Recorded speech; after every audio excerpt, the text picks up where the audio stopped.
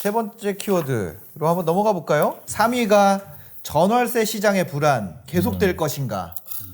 이거는 사실 네. 계속된다기보다는 아직 시작 안 한 것 같다라고 저는 생각하거든요. 아직 시작이 아니다. 네, 아직 시작 안 한 것 같다고 저는 생각해요. 아니 개인적으로. 그거 전세 가격 그거 차트 보면은 네. 지금 뭐 후크 선장 갈고리 이런 거 생겼어요. 네. 아 진짜로 이거? 네. 이렇게 된 이렇게 거? 갈고리가 이렇게 원래는 이렇게 했다, 되다가 이렇게 된 갑자기 거? 얘가 이렇게 생긴 갈고리가 그죠. 생긴 상황이거든요. 네. 근데 이 갈고리가 올라온 게 이제 시작이다. 네. 그러니까 이게 2019년도까지만 해도 그 많은 분들이 집값의 영향을 체감을 못했던 분들도 있어요. 왜냐하면 전세가 되게 안정돼 있었거든요. 네네. 그러다가 이제 20년도부터 이제 약간씩 들썩들썩 하다가 임대차 소위 3법이라는 거가 이제 네. 통과가 되기 시작하면서 가격이 이제 급등하면 했는데 2020년도가 한 6%인가 오르고 올해도 거의 한 7% 이상 상승하고 있는데 지금 시장에서는 실제로 2중 가격, 3중 가격 뭐 이런 얘기들이 있어요. 그래서 계약갱신 청구권 플러스 2년 쿠폰을 쓴 집들은 뭐 4억대인데 뭐 지금 신규 계약하는 집들 네. 주인이 뭐 팔고 전세 주는 집 뭐 이런 집들은 뭐 한 8억에 거래가 되고 뭐 그 사이 어디쯤엔가 서로 합의된 금액으로 또 한 6, 7억에 또 거래가 되고 이런 것들이 있고 거기 하나 더 있죠. 임대사업자 묶인 사람 거 제일 싼 거. 또 임대사업 막 3억, 네, 등기돼 3억짜리 있는 하나 거. 있고 등기 딱 가보면 임대사업자라고 이제 돼 있어요. 부기부등본에 북이 돼 있지. 예, 예. 네, 그죠. 그런 것도 있죠. 그러니까 지금 이 시장이 사실상 작동하고 있지는 않는 거죠. 원래 이 자유 경제 시장에서는 뭐 시세대로 올라가기도 하고 내려가기도 하고 네네. 그러는데 누구는 어떤 제도 때문에 뭐 4억에 살고 누구는 뭐 8억에 살고 이런 것들이 있어서 이게 내년 22년 8월부터 이제 그 계약갱신 청구권을 못 쓰는 분들이 또 나타나기 시작하는데 네. 그분들이 어떻게 움직일 거냐 이게 또 이 내년도의 불안 요소죠. 처음으로 이제 한 바퀴가 도는 거네요. 네, 그렇죠. 이게 어떤 형태로 나타날지 위로 올라붙어서 맞춤을 할지 아니면 두 개의 평균 가격으로 수렴할지 저는 뭐 개인적으로는 좀 올라가는 쪽에 맞지 않을까라고 생각을 하거든요. 저도 그럴 것 같아요. 네. 왜냐면 이게 단순히 플러스 2년이 아니고 다음번에 이제 새로 맞춰야 되는 분 입장에서 네, 그러니까 네. 전세를 이제 주는 분이죠. 주는 분은 새로 들어오는 분이 또 플러스 2년 쿠폰을 쓸 거란 말이죠. 그러겠죠. 그러니까 4년 동안 살 거라고 생각하고 이 집을 빌려줘야 돼요. 그러니까 지금 시세보다도 어찌 보면 더 받고 싶으실 거예요. 받을 수 있는 한계치를 받고 싶겠죠. 최대한 받지 않으면 네. 4년 동안 내가 뭐 올려받지 못할 가능성이 높기 때문에 네. 그래서 뭐 모든 지역이 다 올려받을 수 있다는 건 아니지만 특정 지역들 특히 네. 뭐 학군 좋은데 아니면 뭐 직장이 가깝거나 뭐 아니면 신축 아파트 하여간 네. 그 동네에서 뭔가 인기 있는 곳들은 최대치로 받으려고 할 거고 시장이 받아주는 가격의 맥스값. 그리고 네. 이게 문제가 뭐냐면 이 아파트라는 거는 다 표준화 규격화가 돼가지고 네. 옆에서 저 가격을 부르면 우리 집도 저 가격을 부르거든요. 네. 그러니까 이게 담합이 아닌데 사실상 담합이 돼요. 모든 사람들이 같이 그렇게 내놔버리니까. 그리고 이제 그거 전월세 신고제에 대해서 이제 그 공개되면은 더 투명해지겠죠. 그렇죠. 그러니까 뭐 몇 동에서 뭐 9억에 맞췄다? 네. 그럼 나도 9억이지. 막 이래 버리는 거죠. 그러니까 물론 뭐 자금력이 부족한 분들은 뭐 못 올리고 뭐 싸게 내놓고 하는 분들도 소수는 있겠지만 대다수의 분들은 어떻게든 올려받으려고 할 네. 거고 그 세금 문제도 여기서 좀 엮여서 월세로 좀 전환하려고 하는 분들도 많을 것 같아요. 그러니까 올려받아가지고 그거 가지고 뭐 모아가지고 1년치 모아서 종부세 내던지 뭐 아니면 뭐 보유세 올라가는 거 내던지 뭐 그렇게 그러니까 지금 많은 분들이 이 주인이 돈이 어딨다고 갭 투자했는데 돈이 어딨다고 그걸 월세로 바꾸냐라고 이제 말하는 분들이 있는데 더해서 바꾸는 거예요. 더해서. 네. 그러니까 지금 원래 4억짜리가 이번에 8억이 돼 있는 상태이기 때문에 4억은 그대로 두고 나머지 오른 4억 분을 월세로 바꾸는 거죠. 월세를 뭐 120만 원 이렇게 붙이는 거라서 반전세 개념으로 점점 전환이 되는 거지 완전히 월세로 바꾼다는 개념은 아니고요. 네. 그러니까 결론은 이렇게 되게 되면은 이제 시장에 상대적 약자인 이제 무주택자, 이제 전월세입자분들은 이제 주거비 부담이 더 늘어날 수밖에 없는 거죠. 임대 가격 상승은 지금 어떻게 보면은 거의 예고가 되어 있는 상황인 건가요? 그러면? 왜냐면 그러니까 임대는 그러니까 정해진 미래예요. 그러니까 이 부동산 시장에서 저는 기본적으로 전망과 예측에 대해서 아예 안 하지만 임대 시장은 알 수 있어요. 임대 시장은 심플해요. 그냥 그냥 집이 많으면 임대가가 안 올라가거나 떨어지고요. 집이 부족하면 올라가요. 그러니까 아까도 얘기했듯이 우리나라 부동산 시장이 그 모든 지역이 동시에 올라갔다 동시에 떨어지고 이런 게 아니기 때문에 실제로 가격 안정이 되고 있는 지역들을 보면은 답을 알 수가 있어요. 네. 그게 아까 제가 얘기했던 대구 같은 데인데, 대구는 실제로 현장에 가보면 일단 네이버에 올라와 있는 호가 대비 1, 2천은 그냥 부동산 사장님들이 자기가 필터링해서 싸게 얘기해요. 지금. 그러니까 예를 들어 전세가 3억에 올라와 있다. 네. 그러면 2억 7천, 2억 한 8천까지 하면 들어올 수 있을 것 같아라고 얘기를 해요. 사장님. 사장님이 알아서 내고를 먼저 왜냐면 부르는 거. 너무 많으니까. 네. 내가 가서 전셋집 좀 볼 수 있어요? 그럼 얼마든지 있죠. 얼른 오세요 하고 가면 실제로 집이 너무 많아. 네. 그 중에 내가 좋은 걸 골라 잡을 수 있는 시장이에요. 그러면 어떻게 되냐면 임대가가 떨어지거든요. 그죠. 임대가가 떨어지면 수요자 입장에서 현장에 갔을 때 어떻게 되냐면 집을 살려고 갔는데 집값이 막 위태위태 집이 너무 많고 아무도 안 살려고 그러고, 근데 난 여기서 살아야 돼. 이 동네에서 거주를 해야 돼. 맞아. 그래서 전세를 봤더니 전세가 너무 많은 거예요. 그럼 어떤 선택을 하냐고요, 사람들이. 사람들이 좋은 집 가죠. 일단 전세부터 해보는 거죠. 네. 왜 내가 떨어지는 칼날 맞아, 잡고 맞아. 싶은 사람 없잖아. 네. 그럼 전세를 들어가서 거기 전세를 들어가는데 그런 사람들이 들어가기에도 전셋집조차 못 채울 정도이니까. 이거 공급에 대한 거 전 투자하고 그냥 바로 알았거든요. 이거 솔직히 나는 공급으로 집값 임대차 시장 안정화시키는 거 공급이라는 거는 부동산 투자 시작하면 그냥 바로 알 수 있어요. 그러니까. 그래서 저 같은 역전세 한번 맞아보면 알지. 공실 때문에 고생도 했었거든요. 아니 월세 세팅을 했는데 월세를 아무리 싸게 놔도 안 들어와. 나가. 옆에 신축에서 뭐 예를 들면은 예전의 청라라든지 예전의 양주 이런데 막 30평대 신축 아파트 1000에 75 막 이렇게 했어요. 그죠. 네, 네, 그런 맞아요. 거 나 옆에 구축 가지고 있어. 안 그럼 돼, 구축 안 들어가. 막 역전세 장난 아니거든요. 그냥 그거 맞으면은 공급이 겁나 무섭구나. 뭐 금리고 뭐고 네. 솔직히 얘기하면 나는 현장에서 내가 느꼈던 건 금리고 뭐고 맞아. 집 많이 지으면은 장사 없. 그냥 장사 없어요. 네. 새 걸로 더 좋은 거 네. 나오면 아니 아이폰 갖다 버리게 하려면 아이폰 12 아무리 뺏으려 그래봐 안 나오지. 근데 그렇지. 아이폰 14 여기 공짜로 놨습니다 이러면 우르르. 이 아이폰 12 의미가 있어요. 자 14 줄게. 지금 집도 그런 것 같아요. 그때 저희 채널에서 한번 얘기를 해주셨는데 사람들은 21세기 살고 있는데 집이 20세기 집밖에 없으니까 21세기 집값은 높을 수밖에 없다. 임대차 시장도 마찬가지인 것 같아요. 맞아요. 집을 소비재로 접근하는 분들의 얘기잖아요. 임대차 그렇죠. 시장은. 그렇죠. 네. 그러니까 저도 옛날에 경험이 있는 게 완전 처음 할 때 네. 그 집을 이제 사서 임차인을 맞추는데 임차인 분이 어떻게 우리 집에 오셨어요?라고 했더니 제가 분양받아 놓은 게 있어서 내년에 이사 가려고 미리 왔어요. 네. 라고 하는 거에서 근데 저는 그때 몰랐어요. 그래서 축하드려요. 근데 집 사서 좋으시겠다. 좋은 사람이야. 처음에 그랬어요. 근데 나가실 때가 되니까 돈 내놓으라고. 나 지금 잔금 치러야 된다고. 근데 안 들어오는 거예요. 사람들이. 안 가격에 들어오는 못 거예요. 맞추네. 그래서 진짜 한 20% 싸게 내놨나? 그랬던 적도 있어요. 그러니까 안 되는 거예요. 공급이 사실 모든 걸 다 해결할 수 있는 거거든요.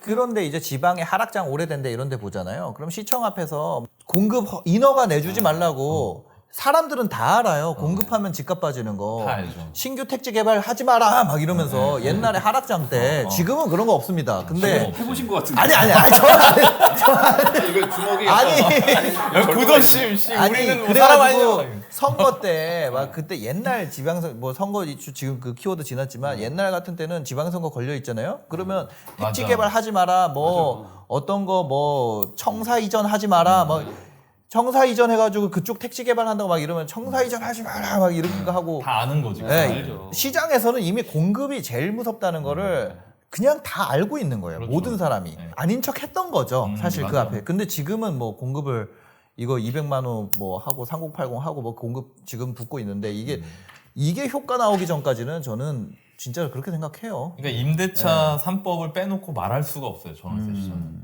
사실 부익남님이 너무 잘 정리해 주셨는데 네.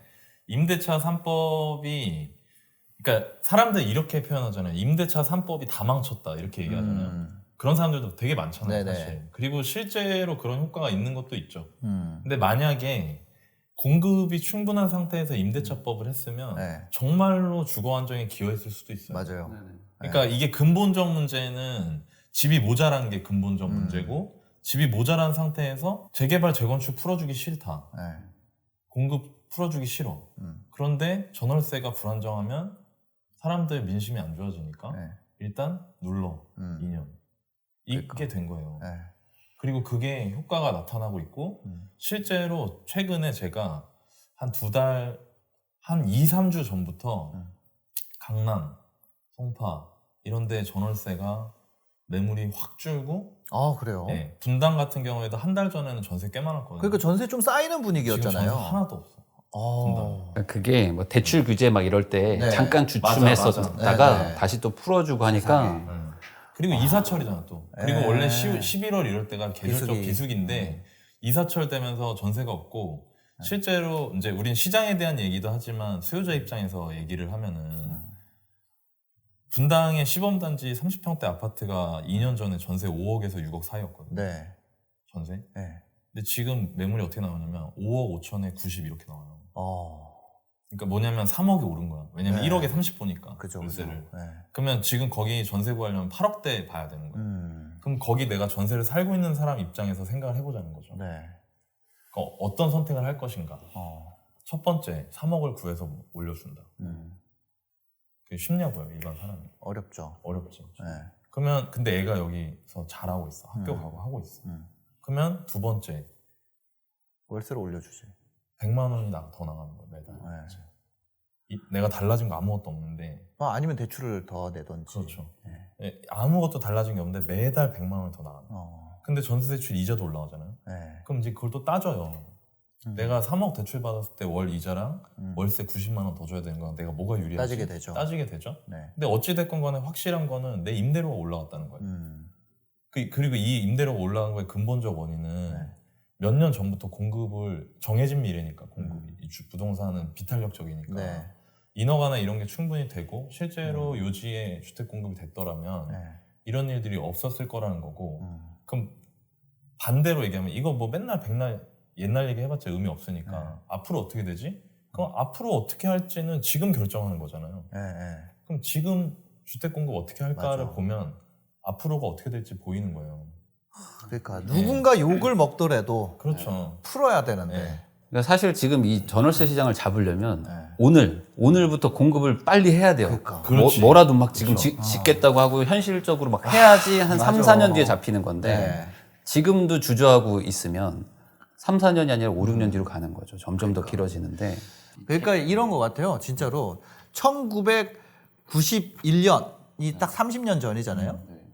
91년부터 5년까지 발렌타인 30년을 생산을 안 했다. 그럼 30년이 지난 지금에서야 그거는 어마어마한 그렇죠. 품귀 현상이 없죠. 일어나겠죠. 그치. 먼 미래 얘기지만 우리가 미래를 만드는 거잖아요. 네, 우리가. 그렇죠. 네. 그리고 진짜 말씀하신 그대로인 것 같아요. 부익남님 얘기하신 대로 당장 오늘 뭔가를 해야지 우리 그 미래를 우리가 만드는 거예요. 그러니까 지금 서울 뭐 집값이 문제다 그러면 네. 지금 서울에 막 땅을 막 지금 막 철거하고 뭐 타워 크레인이 올라가고 있어야 네. 겨우 잡을 수 있는 건데 그렇죠. 지금 현실은 어떻게 되냐면 뭐 분양가 상한제 뭐 이런 것들 때문에 원래 올해 하려던 분양도 다 내년으로 미뤘어요. 이루어지더라고요. 네. 10월, 11월에 서울에 분양한 게 없어요. 없어요. 아예 없어요. 그러니까 그냥 그대로 2달이 밀린 거예요, 지금 공급이. 그러니까 이런 상황이 계속 가면 더 심각해지는데. 내 대구 작년에 임장 갔을 때 네. 온 도시에 전부 다 크레인이.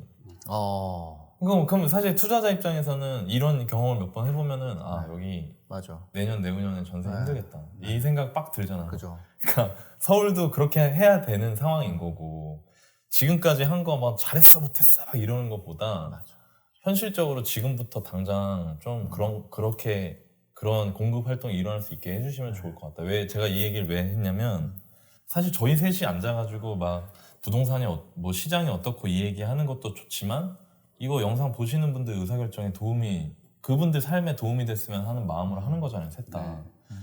근데 그러면은 이런 거예요. 내가 앞으로 보이는 거죠. 내가 지금 내 집 마련 안 한다. 지금. 그러면 내 2년 뒤에가 보이는 거예요. 그거를 아셨으면 하는 마음에서 말씀을 드린 거죠. 왜냐면 분당 전세가 지금 거의 30평대가 8억인데 거기서 좀 더 내려오면 30평대가 7억이에요. 매매가가. 그럼 그 사람들이 어떤 의사결정을 할 것인가. 그 왔을 때. 그러면 또 그렇게 아까 상당히 얘기한 것 같이 풍선이 있겠죠. 또 수지 가겠구나. 그러니까 그런 거를 내가 그냥 살기 바쁘다고 그냥 정신 없다고 그냥 나 몰라라 하고 사시면은 너무 힘든 일을 계속 맞이하시니까 그런 걸 좀 의사결정을 좀 현명하게 하셨으면 좋겠어요. 아유, 되게 힘들어. 이거 보면 장난 아니야. 이거 진짜 앞으로 엄청 달릴 것 같은데. 그러니까 이 부분이 진짜로 사실은 국민에게 많이 영향을 준 거거든요. 제일 내 생활에 거거든요. 영향 주는 거지. 그리고 이게 있어요. 그 상위 뭐 상급지 하급지 말하기 좀 뭐하지만 상급지에서 전세 살던 분들이 뭐 예를 들어 조금 더 저렴한 곳으로 가면은 거기서 뭐 전세 살고 뭐 이러지 않을 거 아니에요. 또 내 집 들어가려고 할 거 아니에요. 그죠. 그러면은 그 조금 더 외곽 지역들은 전세 물건이 또 없어져요. 전세 주던 집들이 다 이제 실거주로 막 들어와 버린단 말이에요. 맞아. 그럼 거기 분들은 또 어떻게 가냐 이거죠. 그러니까 이게 엄청난 영향들을 막 줄 거예요. 도미노로 주면서 시장을 막 교란시키고 막 될 텐데 제가 봤을 때는 이게 상승으로 붙을 것 같다는 거죠. 그러니까 뭐 월세를 내시든지 전세금 뭐 2억을 구해오든지 뭔가는 하셔야 되는데 뭐 어떻게 되겠지라고 기다릴 건 아니라는 거죠. 이 부분은. 맞아. 이거 양도세 완화하면 안 될 것 같은데요?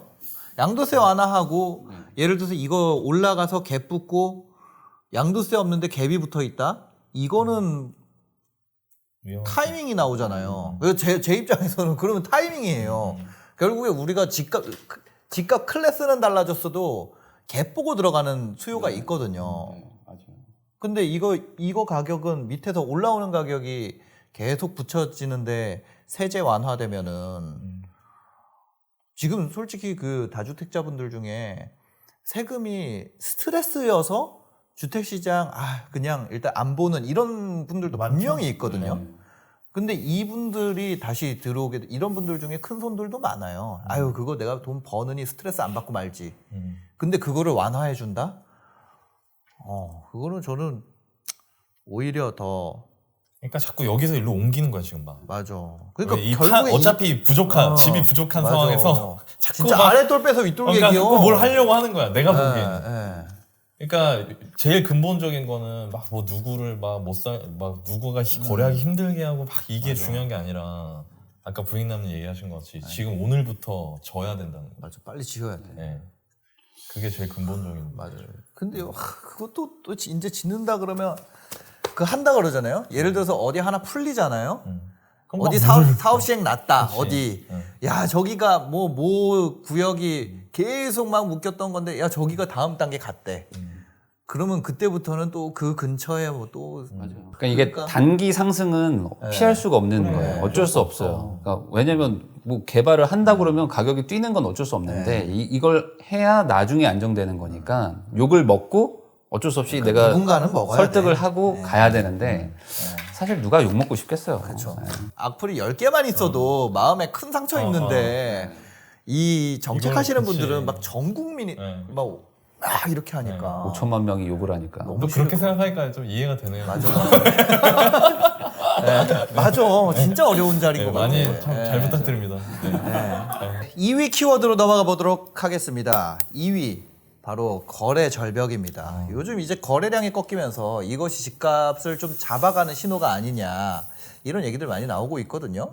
이런 거래 절벽의 현상들 이런 게 실제로 공급이 만약에 물리적인 공급이 없더라도 수요 심리를 억제해서 좀 집값이 잡히는 방향으로 가지 않나 이 부분에 대해서는 어떻게 의견을 가지시는지 궁금합니다. 그러니까 뭐 거래 절벽이라는 거는 크게 두 가지 종류가 있을 것 같아요. 그러니까 사람들이 사기 싫은데 매물은 그냥 나와 있는 상태. 그래서 굳이 안 사고 싶어서 거래가 안 되는 경우거나 아니면은 팔지도 않고 뭐 그래서 뭐 살 수도 없고 뭐 이래서 그냥 거래가 뭐 중단되거나 뭐 이런 두 개일 것 같은데 지금 상황은 좀 후자에 더 가깝지 않나 생각을 그냥 하거든요. 사람들이 멈춰 있다. 네, 그냥 멈춰 있는 거라고 저는 보거든요. 대출 규제도 어쨌든 강해졌고 그리고 파는 분들 입장에서도 세금이 더 높아졌기 때문에 팔기도 참 뭐하고 그렇다고 살 수도 없고 그러니까 이제 멈춰 있고 네. 그 와중에 이제 조금 뭐 돈을 벌었거나 어떤 사업을 하셨거나 했던 분들은 매물도 별로 없으니까 네. 그 중에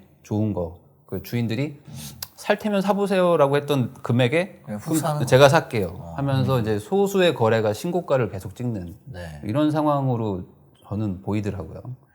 그럼 어떻게 보면은 묶여 있다 이렇게 표현하는 게 맞겠네요. 맞아요. 네. 그러니까 일단 피로감이 있어요. 피로감. 왜냐면 최근 1, 2년이 너무 많이 올랐어. 그러니까 사실 2018년에도 이제 수도권 시장 그러니까 폭등이라고 부를 만한 게 이번 장에서 18년 여름에 처음 나왔는데 뭐 그때는 애교니까 최근 1, 2년이. 그러니까 피로감이 있는데 거기다가 이제 금리 인상 이슈가 있으니까. 네. 그리고 그 얘기가 굉장히 많이 나오잖아요. 여기저기서. 네. 그러니까 일반 사람들은 금리가 올라간다.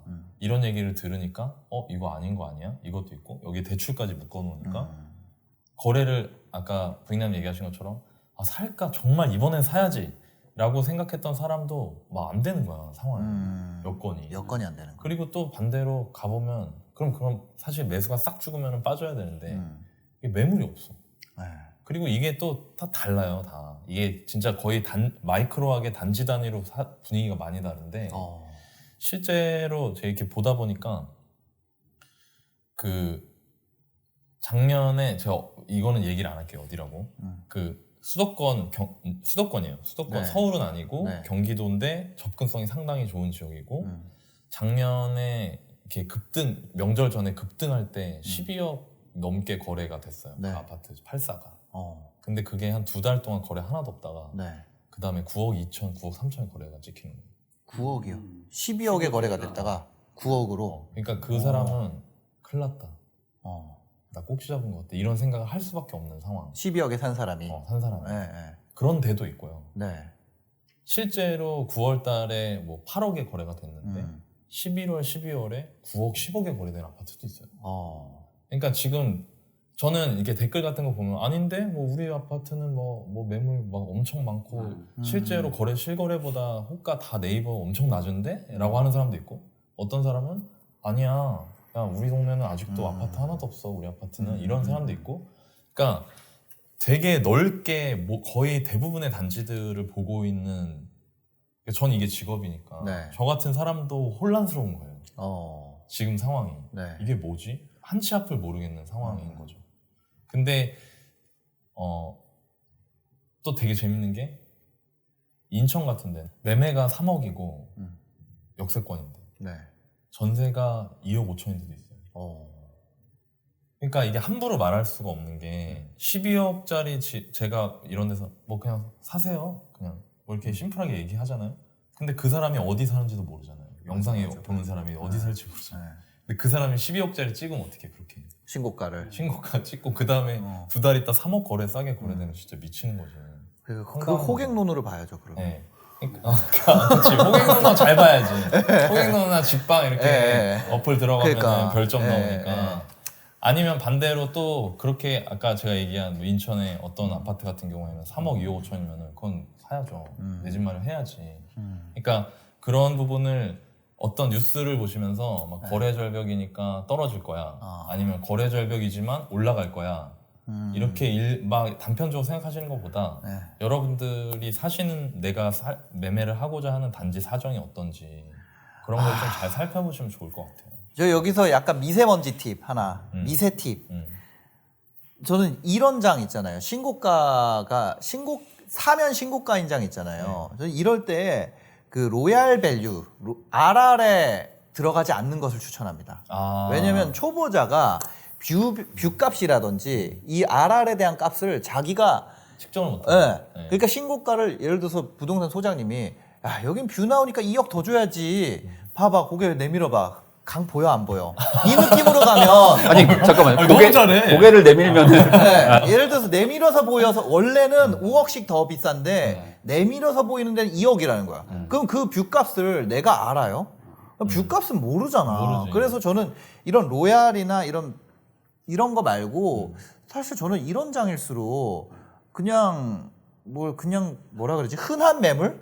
흔한 매물에 신고가 안 찍고 그냥 그 가격 그 전 가격으로 사는 게 저는 더 나은 것 같아요. 그렇죠. 이럴 때는. 맞아요. 왜냐면 요즘에 알이 잘 나오지도 않지만 네. 나오는 분들은 어떻게 하냐면 한번 사봐. 그러니까 그 가격이에요. 살 수 있으면 사봐. 이렇게 하거든요. 그러기 때문에 사실 그렇게 좀 너무 비싸게 사는 분들도 분명히 있거든요. 그러니까 저는 신고가를 찍으면서 초보자가 신고가 찍는다는 건 진짜 위험한 선택이라고 위험하죠. 생각해요. 예. 그래서 사실 이 시장에는 거래가 많아지게 해야지 그런 일들이 안 생기는 거거든요. 그러니까 시장에 매물이 많고 살 사람들도 많아야지 어떤 그런 막 호가 막 이렇게 막 강하게 부르는 걸 못 하는데 지금은 워낙 매물도 적은 데들도 많고 예, 그리고 파는 분들 입장에서도 세금이 좀 부담되니까 세금만큼 더 비싸게 팔아버리는 뭐 이러는 개념들이 생겨서 지금 시장이 좀 약간 혼탁한 상황이죠. 저는 이렇게 거래로서 시장을 예측한다는 게 사실 되게 어려운 것 같아요. 어렵죠. 왜냐면 주식 같은 경우도 작전 칠 때 거래량 없이 올라가거든요. 작전주들을 보면 대주주가 묶어요. 그러면은 매물층이 얇아지잖아요. 그러면 거래가 거의 안 찍히면서도 계속 빠바방 올라가는 게 그런 것들이 있거든요. 지금이랑 똑같네. 이런 게 그 사실 주식시장에서는 거래량 없는 상승에 대해서 그런 얘기들을 하거든요. 이게 누가 묶여 있어서 그런 얘기를 하는데 거래량이 없다 그래서 무조건 꺾인다라는 거는 조금 위험 요인이 있고 저는 오히려 이런 거래에 대해서 볼 수 있는 게 결국 물건이 얼마나 많이 팔리냐 그냥 그거를 본다는 거 아니에요. 저는 그죠. 미분양이 오히려 거래량보다 그죠. 완전 더 네, 직접적인 중요하지. 이 거래에 대한 네. 그 감을 주는 게 아닌가. 왜냐면 그거는 물건이 나와 있는 거 사는 양을 바로 알 수 그렇죠, 있잖아요. 여기 치토스 10봉지 갖다 놨는데 하루 만에 다 팔렸어요. 그러면 여기 좋네. 이걸 바로 알 수 있으니까. 저는 지금은 미분양이 없으니까 사실 이거 지표를 서울 같은 경우는 어렵죠. 알기 어렵겠지만 부동산 투자하시는 분들 그런 얘기 하나 봐요. 그러니까 미분양이라는 거가 이제 공급도 된다는 것도 알 수 있고 그리고 살려는 수요에 대한 것도 맞아요. 예측을 할 수 있는 그 지표기 때문에 미분양이 늘어난다는 거는 어쨌든 뭔가 위험 신호다라고 볼 수는 있는 거죠. 이거 밑에서 꺾어서 올라갈 때도 미분양 미분양 잡아먹으면서 딱 올라가면은 그게 진짜 그 거래량이잖아요. 네. 그래서 뭐 그런 거 이제 실거래 보면은 막 미분양 한 단지에서 막 80개씩 막 거래되고 이런 거래량 터지면서 올라가고 이런 느낌? 그래서 저는 그런 거래량은 의미가 있을 것 같은데 지금처럼 공급이 너무 없어가지고 이런 매대에 물건이 없는 상태에서 나머지 거래량 가지고만 추적을 한다는 게 좀 어렵지 않나 이런 생각도 들어요. 네. 그리고 그 경매 쪽도 그거의 어떤 지표 중에 하나인데 경매로도 이제 아파트들이 많이 안 나와요. 우선은 네. 뭐 이렇게 호황기라고 해야 되나 막 상승기 때는 왜냐면 경매라는 거는 비드를 줘가지고 갈 때까지 간 건데 그죠. 그 전에 팔려버리잖아요.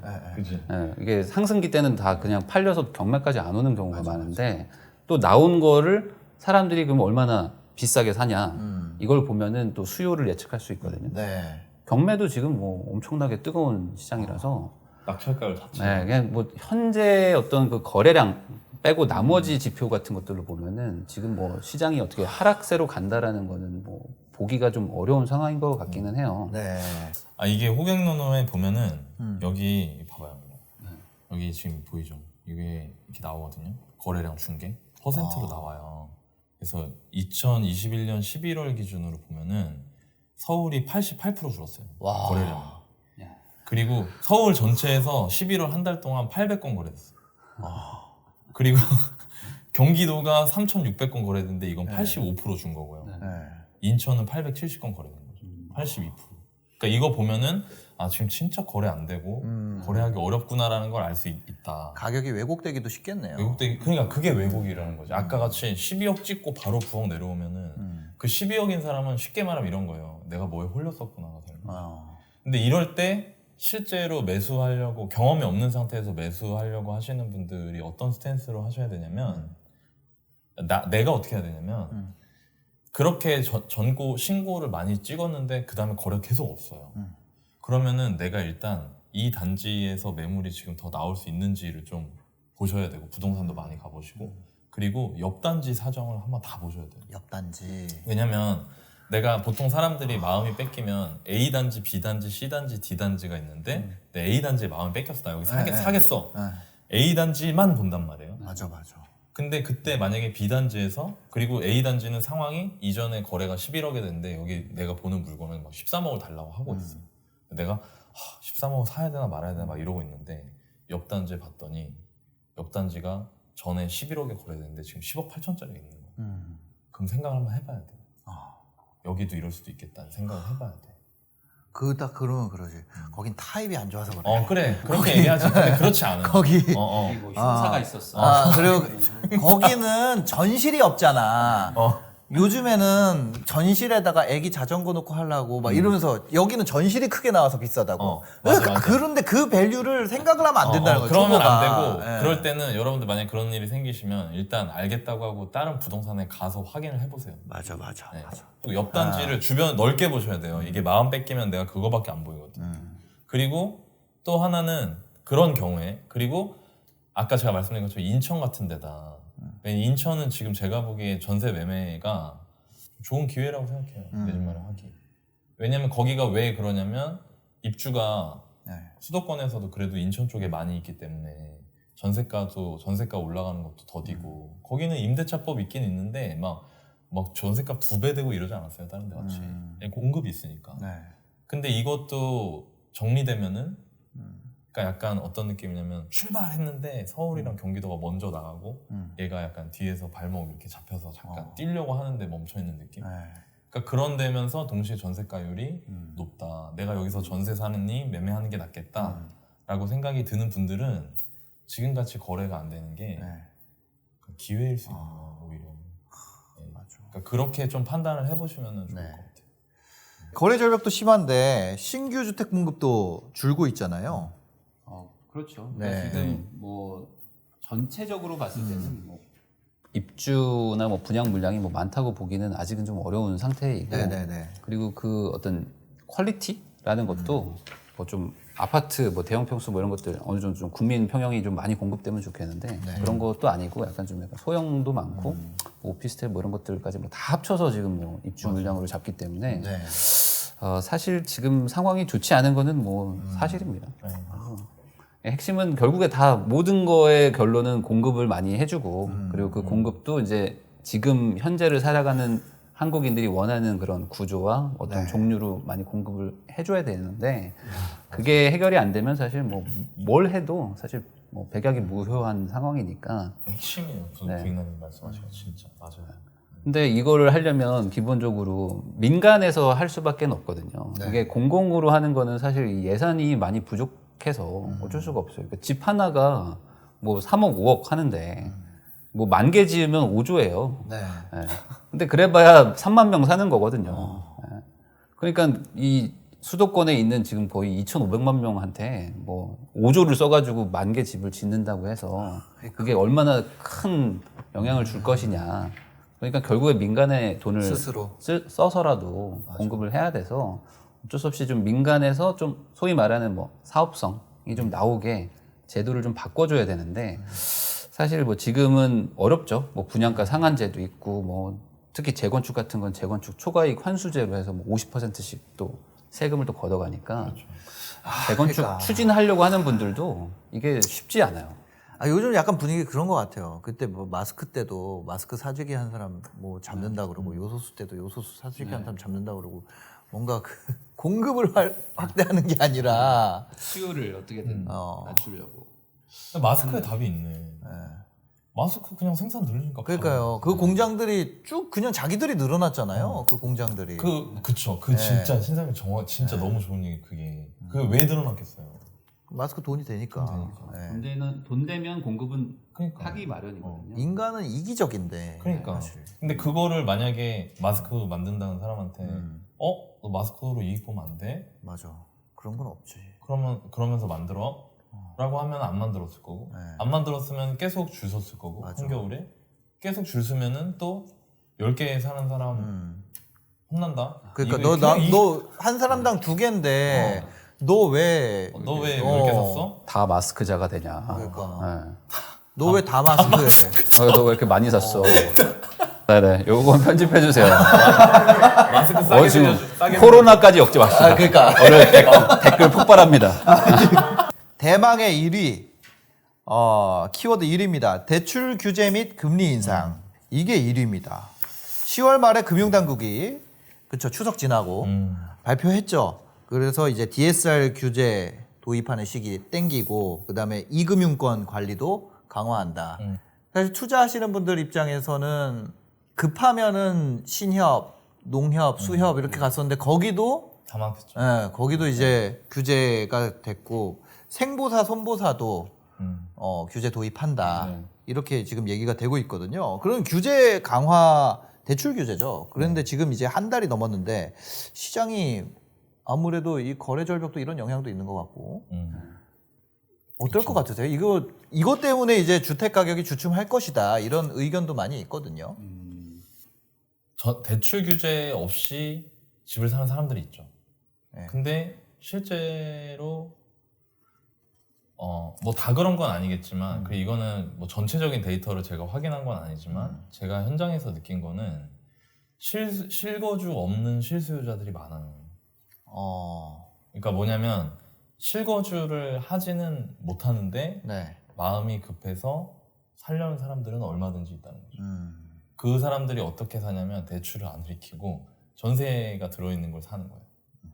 실제로 제가 한 3달, 2달에서 3달 전 사이에는 서울에 좀 비싼 지역들 임장을 좀 다녔었는데 거기서 실제로 거래되는 거를 보면 사장님들 인터뷰를 하면은 네. 요즘에 거래되는 매매건은 입주자는 거의 없다.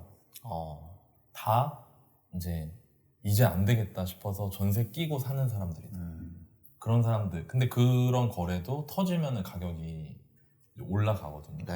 그러니까 그런 부분들이 있기 때문에 대출 규제가 당연히 전체적인 특히 지금같이 매물이 없는 상태에서 소수 거래로 신고가를 찍고 올라가는 시장에서는 그런 사람들이 가격을 계속 만들 수 있다. 첫 번째. 그래서 대출 규제가 전체적인 매수에 안 좋은 영향을 주는 건 맞지만 그게 반드시 가격이 많은 사람들이 기대하는 것처럼 떨어질 거라고 생각할 수 있다는 건 아니라는 거예요.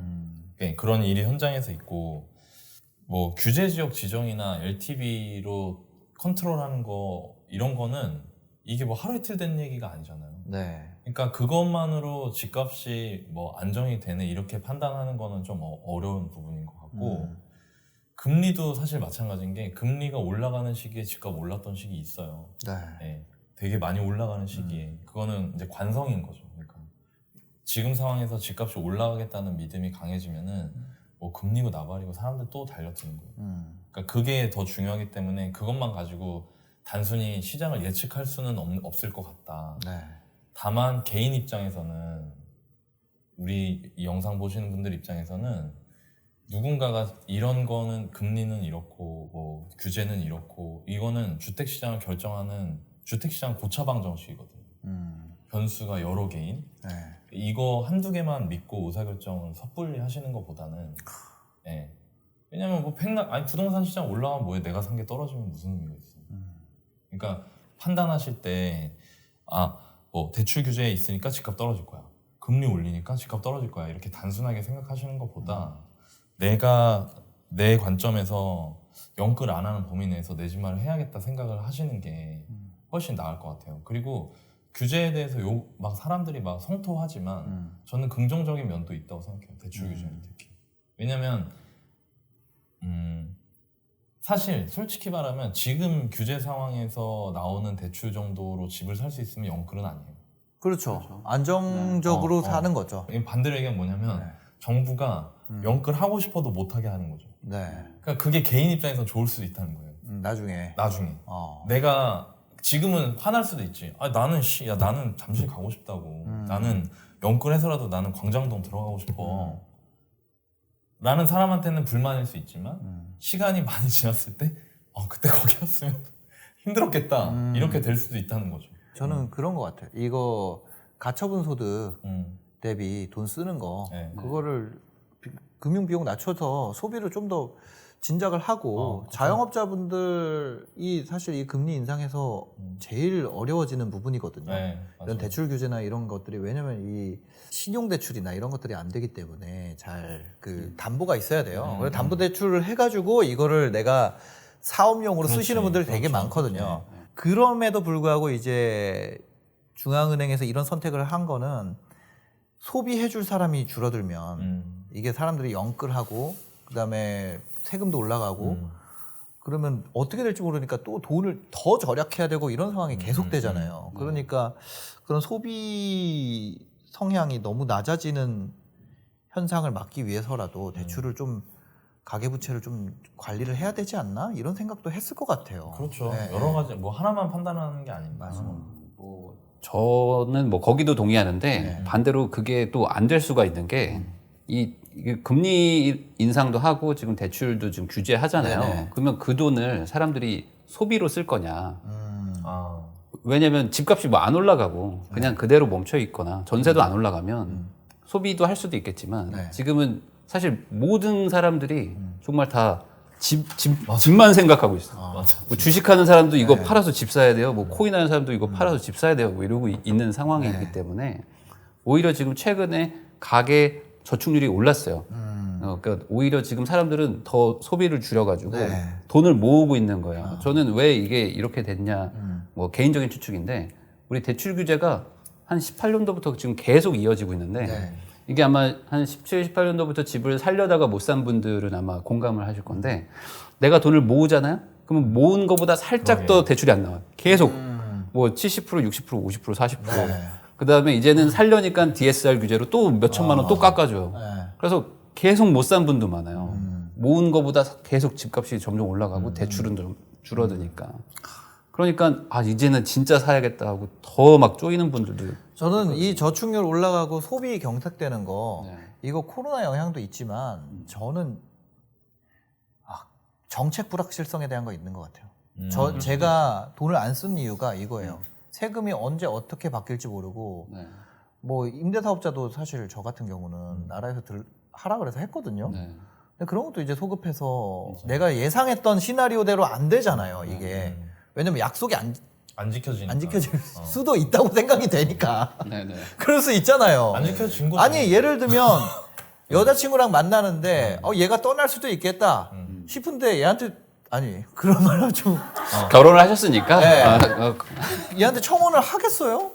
그럴 수 뭐 있죠. 그런 것처럼 그러니까 이게 불확실성이라는 거죠. 너무 결국에. 불확실해. 그래서 마음이 쫄리니까 돈을 안 쓸 수밖에 없는 거예요. 어떤 일이 어디서 터질지 모르고 그 다음에 뭐 세금도 그렇지만 이 금리도 뭐 통화 정책도 일관성 있게 그냥 쭉 가주면 좋은데 이런 것도 계속해서 이제 뭐 정부가 말하는 대로 훅훅훅 막 움직이고 사실 그 중앙은행은 독립기관 아니에요. 근데 사실 지금 같은 지금은 경우는 거의 안 하죠. 저는 뭐. 예, 그렇게 안 돼 있는 상황이다 보니까 양도세에 대한 것도 지금 막 갑자기 풀어준다 그랬다, 뭐 안 된다 그랬다가 뭐 이런 것처럼 앞으로 5년, 10년 내 인생에 대한 확실성이 없는 거예요.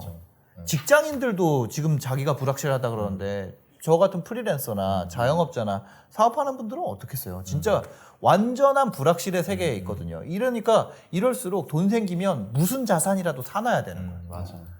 그래서 계속해서 저축률이 올라가는 것 같아요. 그러니까 사회가 좀 안정성 있게 이렇게 좀 해주면 그리고 지금 그 대출 규제가 계속 거의 일관되게 계속 점점 강화되고 있기 때문에 이번에도 강화됐다, 금리 인상된다고 하니까 사람들이 안 빌려야지라는 사람도 있지만 야, 지금 빌려야겠다. 맞아. 내년 1월 1일부터 또 규제되니까 지금 빌려야지라고 하면서 지금 또 집을 살려고 하는 사람들도 또 생기거든요.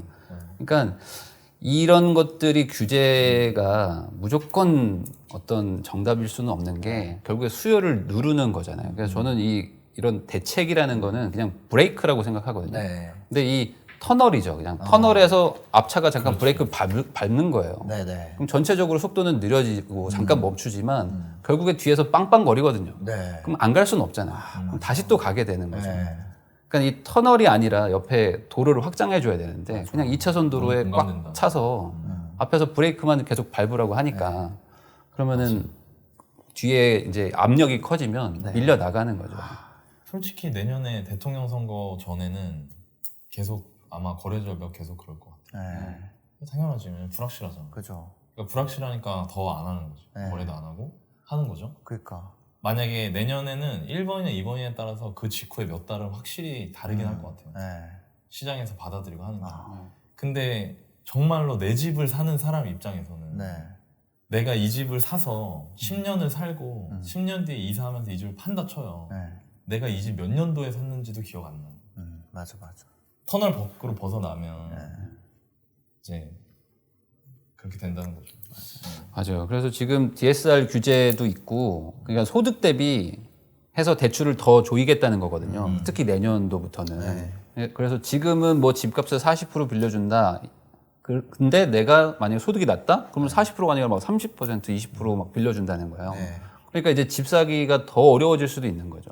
근데 이거 저는 이 부분에 대해서는 사실 뭐 논란이 있을 수는 있지만 좀 개인적으로는 이 LTV를 이렇게 규제하는 거는 저는 좀 아닌 것 같다는 생각을 하거든요. 그러니까 소득 대비 대출을 규제하는 거는 저도 맞다고 봐요. 근데 그렇네. 집값 자체에서 대출을 안 해줘 버리면 젊은 분들 입장에서는 살 수가 없는 거예요. 사죠. 집을 살 방법이 없잖아요. 사회생활 3년 했는데 어떻게 뭐 5억, 6억이 어떻게 있어요. 갭으로 살아는. 네, 근데 젊은 분들 입장에서도 연봉이 높은 분들은 분명히 있잖아요. 그럼 근데 왜냐면 최근에 제가 뭐 이렇게 얘기한 뭐 상담한 분도 연봉은 둘이 합쳐서 거의 막 2, 3억이 넘어가요. 근데 이제 막 그게 뭐 일을 하셔가지고 자산이 없네. 현금이 뭐 한 1, 2억밖에 없는데 이런 분들 같은 경우는 분양권. 그 프리미엄을 되게 좋아하시네요. 아니 그게 아니라 이 자산이 없으니까 재건축이 그래도 돈이 좀 덜 들지 않나요? 이런 분들 연봉이 높으니까 이제 그러니까. 이자 부담할 수는 있는데 네. 돈이 없잖아요. 그렇죠. 근데 우리나라는 소득으로도 제한하지만 LTV도 제한하니까 사실 어떻게 할 방법이 없어요. 그러니까 현재는 그냥 집을 사지 말라는 정책이거든요. 대출 정책은.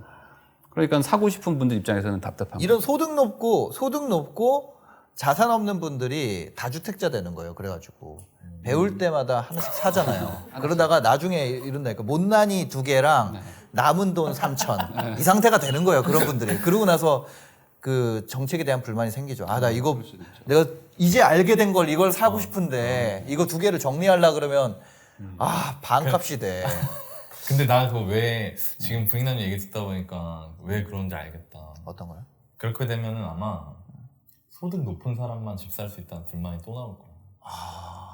소득 높은 사람만 살 수 있게 근데 사실 되니까. 부인님 얘기가 되게 합리적인 거거든요. 네. 나도 너무 합리적이야. 나도 이 생각 안 해봤는데 LTV 생각은 그렇네. 왜냐면 DSR만 하고 하고. 왜냐면 자기 소득에 그러니까 제가 항상 하는 얘기 영끌하지 말라는 얘기가 그거잖아요. 당신이 감당할 수 있는 주택 가격이면은 그냥 사면 된다고 대출 일으키면. 근데 그럴 수 있는 사람들도 시장에 참여 못 하는 거지 LTV 때문에. 그렇죠. 예. 그러니까 그 LTV 없이 DSR만 한다. 근데 그렇게 되면 이제 소득 수준이 높은 사람들은 집을 살 수 있는데 소득 수준이 낮은 사람들은 집을 못 사게 되고 사실 솔직히 얘기하면 그거는 비정상은 아니라고 봐요. 저는. 왜냐면 왜 옷도 패딩 잠바 하나 사도 누구는 뭐 싼 거 입을 수도 있고 누구는 비싼 거 입을 수도 있고 그거는 시장에서 그 사람 경제 상황에 맞게 판단하게끔 맡겨놓는 거잖아요. 패딩 한 벌에 몇백만 원짜리 입는 사람도 있고 저같이 5만 원, 6만 원짜리 입는 사람도 있고 다르잖아요. 근데 집은 이상하게 그게 어려운 것 같아요. 그렇게 하면 되게 사람들이 막 그럴 것 같아. 어떻게? 뭐 속상해하는 게 있죠. 속상해하겠지. 네. 아니 원래 이런 분위기 아니었는데 이렇게 됐어요. 그러니까 원래 이런 옛날에는 분위기는 아니었죠. 네, 그게 뭐냐면 집에서 이제 있는 시간도 늘어나고 옛날엔 집은 잠만 자는데 이런 느낌이었잖아요. 그리고 뭐 애는 학원 가고 엄마 아빠 맞벌이 하고 이러면 집에 잠만 자고 이런 거였는데 이제는 재택근무하면서 집의 가치가 재조명된 것 같아요. 저는 인스타그램이 문제라고 생각합니다. 진짜 문제야 진짜. 그러니까 익숙한 집인데 내 집은 아니잖아요. 아, 그죠. 그러니까 갖고 싶은 거일 수도 있죠. 맞아. 집을 보는 눈이 너무 올라갔어. 많이 올라갔죠. 그죠. 네, 많이 올라갔고 근데 어떤 사람들은 그럼 나도 소득을 늘리고 열심히 뭐 해서 나도 저런 집을 사야겠다라고 생각하는 사람도 있고 또 어떤 사람들은 이거 잘못됐다고 생각하는 사람들도 있으니까. 저 옛날에는 다 그런 줄 알았어요. 부엌 옆에 작은 방 있고 작은 방 옆에 화장실 있고 화장실 옆에 안방 있는 그 구조인 줄 알았는데 모든 집이.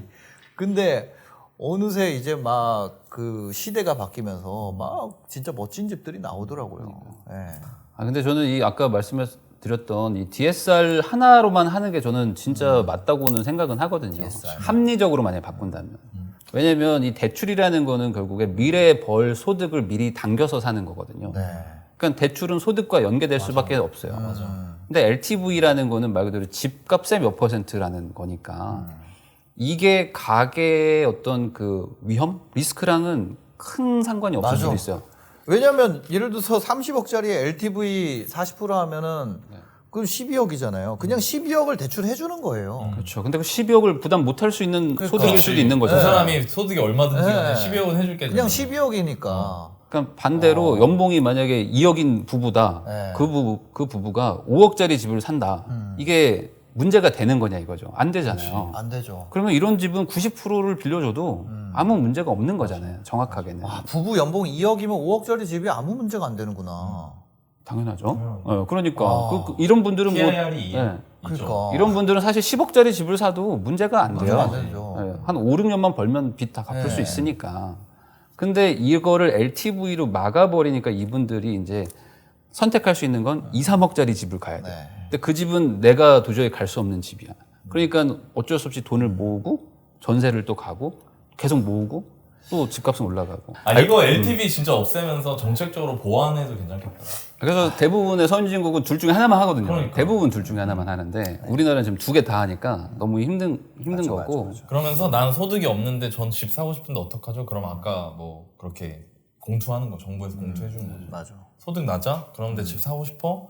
그럼 내가 싸게 분양해줄 테니까 대신 나중에 올라가면 나랑 나눠 먹을래? 그러니까 아니 정부가 그 보증을 서주는 그런 대출을 해주는 게 낫지 않아요? 만약 그냥 민간 아파트에다가 그냥 그런 생각이 드는 얘기하는 거 들어보니까 그렇게 보완해도 괜찮겠다는 생각이 드네요. LTV 90% 그러니까 예를 들어서 40%인데 50% 더 얹어줘 나라에서 그 너 10%.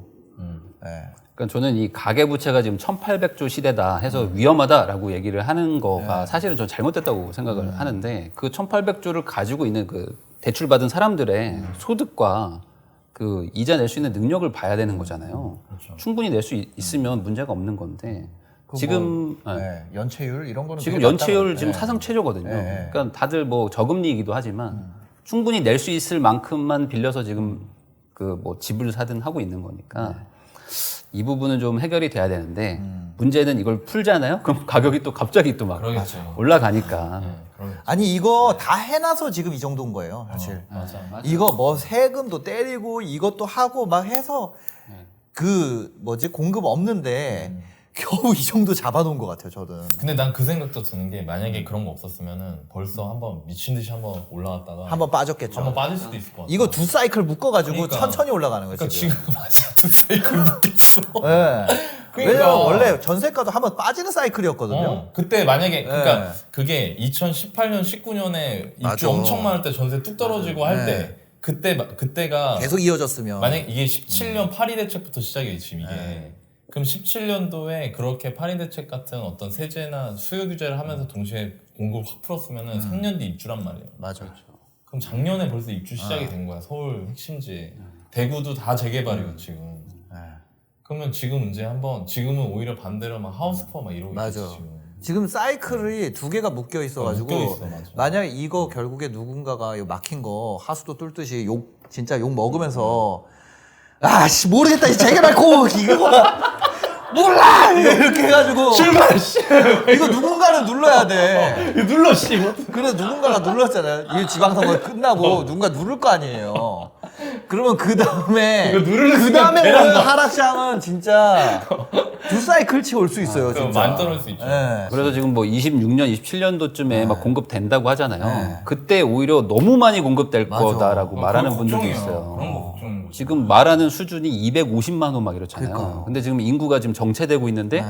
추가로 지금 200만 개를 더 짓는 거는 한 6, 700만 명이 살 거를 지금 짓겠다는 거거든요. 그러니까 엄청 많은 거예요. 그러니까 이거 그 진짜 그거 되는 거예요. 그 뭐야 맨날 유튜브에서 조회수 많이 나오는 게 한국 일본 된다 이거. 그거 이제 진짜 될 수도 있는 거예요 진짜로. 아니 그러니까 옛날 청룡열차 수준으로 할 수 있는 걸 지금 에버랜드 있는 거 보고 그러니까. 이거 이렇게 만들 거야 이렇게. 와. 예. 그러니까 지금이라도 공급을 조금 풀어서 조금 지금부터 지금 지어야 된다라는 얘기를 꼭 하고 싶어요. 맞아. 누군가는 눈 딱 감고 눌러야 된다. 근데 그걸 누가 누르겠냐? 누가 누르? 누르실래요? 아 저는 누를 그게 없어요. 누를 그게 없는데 누군가는 누르겠죠. 재건축 초과이익 환수 이런 거. 네. 그래서 묶으면서 누르려고. 근데 저 이제 궁금한 게 재개발은 왜 초과이익 한수가 없어요? 이거 우리 주제는 아닌데. 재개발은 네. 그 말 그대로 낙후 지역을 좀 이제 주거 환경을 개선한다는 목표이거든요. 그러니까 말 그대로 이제 일종의 복지 제도라고 해야 되나 그런 거고 재건축은 요 아파트를 다시 부시는 거라서 네. 그건 니네끼리 잘 사는 거잖아라는 개념이라고 보시면 뭐 크게 다르지 않을 것 같아요. 그러니까. 왜냐면 지금 재개발하는 데는 그 소방도로도 없어가지고 소방차도 못 들어가고 차 진입이 안 되죠. 막 시장도 있고 막 이래서 불 나면 뭐 답이 없고 막 이런 데들을 하는 거라서 그걸 개발한다고 이득을 환수할 수는 없다.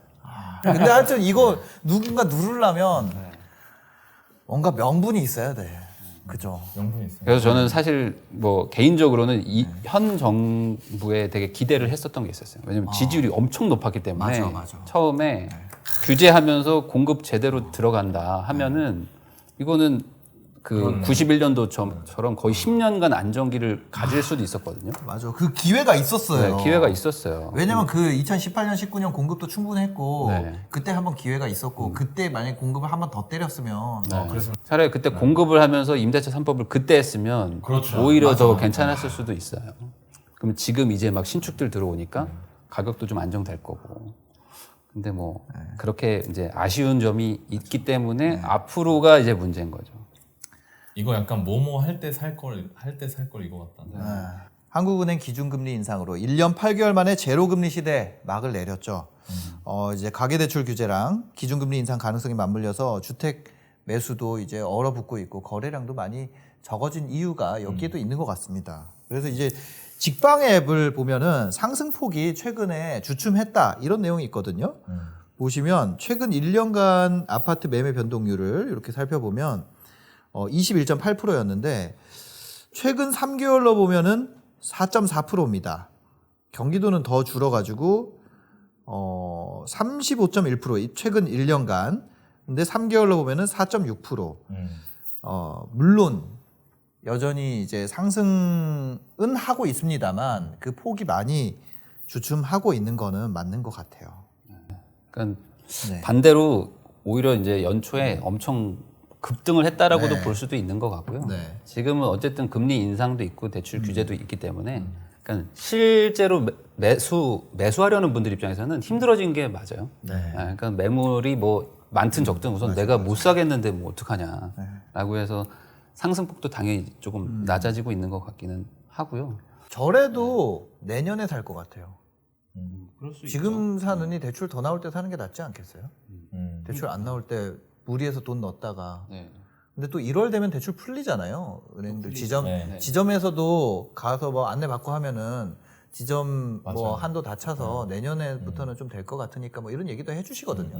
네, 그래서 그런 부분도 있을 것 같아요. 그래서 지금 뭐 금리가 뭐 대세를 막 꺾어버릴 수준으로 지금 올라가는 건 아니기 때문에 약간 주춤한다라는 거로 생각하시면 좋을 것 같고 또 내년에 어쨌든 대출 규제가 또 다시 그 한도가 회복되는 것도 있어서 네. 연초부터 집을 좀 사려는 수요가 늘어날 거다라는 얘기도 있어요. 네. 근데 내년은 또 3월에 또 선거가 있다 보니까 맞아. 그리고 항상 반복돼 왔지만 6월 1일이 종부세 부과일이어서 맞아. 3, 4월은 또 네. 약간 사람들이 또 주춤주춤 하는 게 있어요. 네. 그때 좀 싸게 나올 네. 것 같아서 금매 잡으려고. 네, 금매 잡으려고. 그러니까 내년도 초는 또 좀 사려는 사람도 있을 수도 있고 좀 관망하려는 사람들도 있고 약간 좀 시장은 좀 혼재되어 있는 것 같습니다. 알겠습니다. 지금까지 2021년, 2022년까지 이어지는 이슈 키워드 5가지 모두 살펴봤는데 내년 부동산 시장 어떻게 될지, 어떻게 흘러갈지, 그 다음에 실수요자분들은 어떻게 준비하면 좋을지 이 부분에 대해서 의견이 궁금합니다. 저는 뭐 여전히 내년에도 상황이 뭐 좋다고 볼 수 있는 그런 요소보다는 안 좋다고 볼 수 있는 게 더 많아서 안 좋다라는 거는 이제 좀 지금도 비싸지만 더 올라갈 수 있지 않을까라는 생각을 하고 있어서 네. 살 수 있는 분들은 좀 사면 좋겠다라는 생각을 가지고는 있는데 반대로 이제 점점 더 살 수 있나? 라는 거를 고민하는 분들이 많아지고 있는 것 같아요. 시간이 지나면 지날수록. 예전에는 살 수는 있었는데 사기 뭐 했다면 이제는 나 이제 못 사는데? 라는 분들이 많아져서 무조건 사라라고 말하기도 참 어려운 상황으로 점점 가고 있는 것 같기는 해요.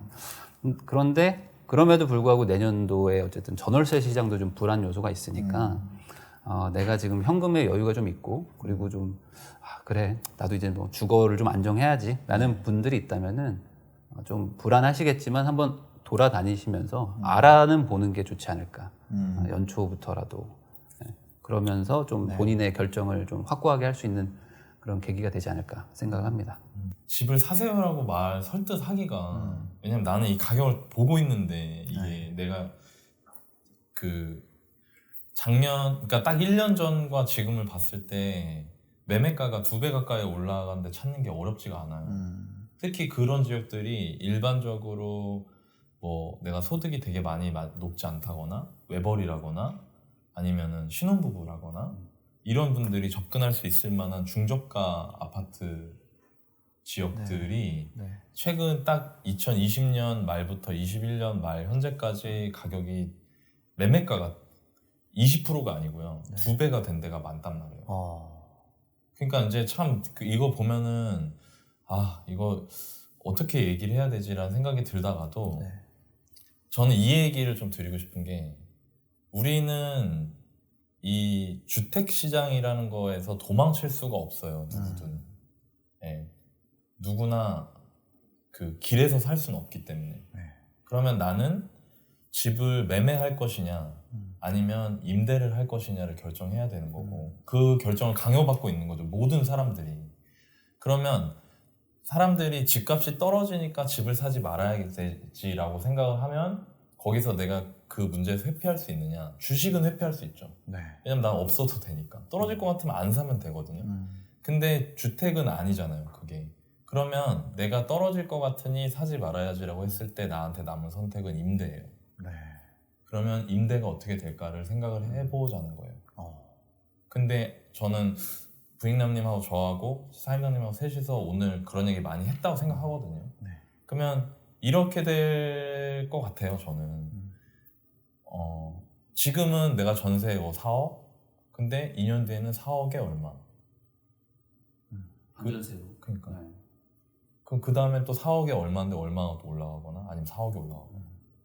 그러니까 이렇게 될 거라고 한다라면 월세 내는 거랑 은행에서 대출 받아서 대출이자 내는 거를 한번 고민해 보시고 그 나한테 유리한 게 뭘까를 따져보는 자세를 가지시면 어떨까. 그냥 가격 떨어지니까 무조건 사지 말아야지라고 했을 때 치러야 될 대가에 대해서도. 왜냐면 제가 얘기해보면 많은 분들이 이 생각을까지는 잘 안 하세요. 그냥 떨어지는 거 사기 싫어인 것 뿐이지. 그러니까 그렇게 결정을 하시고 그리고 저는 그래서 아까 부인님 얘기하신 것처럼 현금으로 사정이 좀 되시거나 그 다음에 수도권에서 아직 이전에 비해서 많이 오르지 않았고 상대적으로 그리고 전세가랑 차이가 크지 않은 곳에서 실거주가 가능하신 분들은 내 집 마련 하시는 게 어떨까. 그렇게 말씀드리고 싶고 또 반대로 이제는 정말 내가 살 수가 없다. 그런 분들은 그냥 기다려보시는 게 차라리 나을 것 같아요. 공부하시면서. 무리하시는 것보다. 서울에는 이제 내년 전망. 내년 전망. 지금 서울 같은 경우는 이런 거 있어요. 그 소액 투자자들 트렌드 최근에 느껴지는 거는 진짜 위험합니다. 근데 뭐냐면 오피스텔 중에 그 아파트 단지에 붙어 있는 거 있잖아요. 거기 같은 경우는 원래 대형이 원룸은 그 강남역 뒤에 있는 바로 뒤에 붙어 있는 그 아이파크였나요? 푸르지오였나요? 하여튼 그 모르겠는데 그것도 원룸은 10년 전 가격 그대로예요. 그러니까 원룸 가격이 안 움직인단 말이에요. 근데 요즘에 이상한 현상이 뭐냐면 대형 평형이 껴있는 그 오피스텔 단지에 원룸들 가격이 조금 움직이기 시작했어요. 내년에 이런 것들이 좀 테마로 돌면서 초보분들이 여기에 묶이는 한 해가 좀 되지 않을까. 여기에 이제 초보분들이 왜냐면 갭이 너무 작으니까 처음에 그럼 안 했으면 좋겠어요, 초보들이. 좀 모르죠. 그건 그분들 선택인 거고. 근데 내년에 어떤 현상이 일어날 것이냐 이제 생각을 해봤을 때 그 원룸 투자에 대해서 또 약간의 바람이 한번 불지 않을까. 최근에 뭐 얼마 전까지 지산까지도 다 올라갔는데 이제 남은 걸 찾다 보면은 처음에는 이제 다른 원룸만 있는 건 비교 대상이 없잖아요. 근데 아파트 단지가 껴있고 대형 평수가 껴있는 여기는 아파텔 같은 게 아파트예요. 들어가 보면 그게 올랐어요. 근데 이 단지에도 원룸이 있단 말이에요. 그럼 얘네가 먼저 올라가면 그 옆에서 원룸인데 올랐어? 그러면서 뭔가 다른 원룸들이. 네, 다른 원룸들이 보고 올라가는 약간 그런 현상이 내년에 조금 있지 않을까? 라는 느낌적인 느낌? 그냥.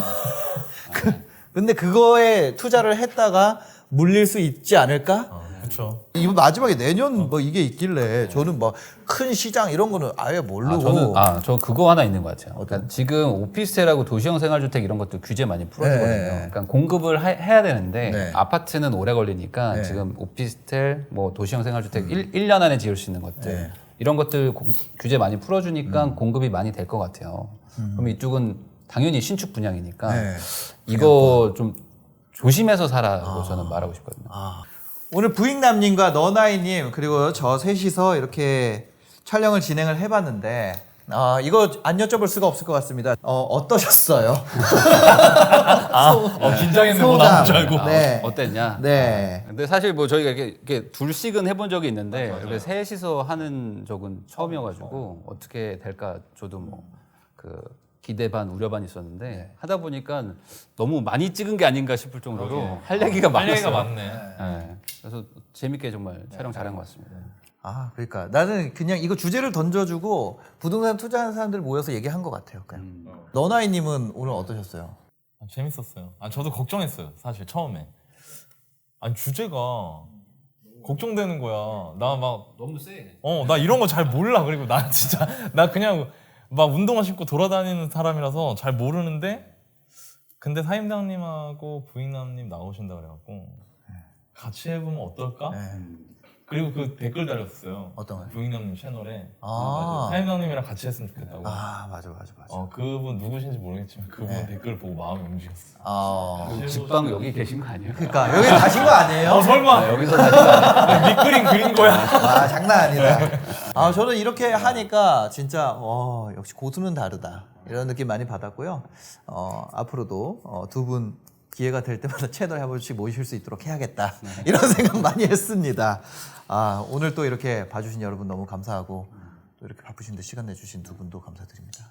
네, 영상 지금까지 봐주셔서 감사합니다. 새해 복 많이 받으세요. 네, 새해 복 많이 받으세요.